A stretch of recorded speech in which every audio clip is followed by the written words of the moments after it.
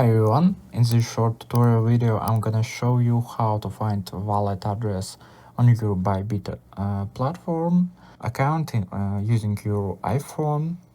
So let me find ByBit application on my phone, tap on that, and after that log in into your account.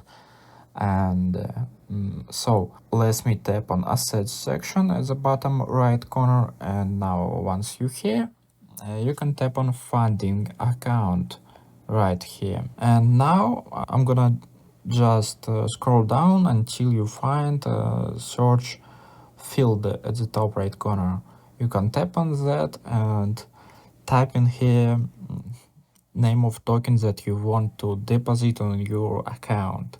For example, Bitcoin, and tap on that. Once you on that page, you can just tap on deposit button at the bottom left corner. Let me do that, and after that choose a chain type. In this case I can choose only Bitcoin, and that's it. You can just copy your address or share your QR code.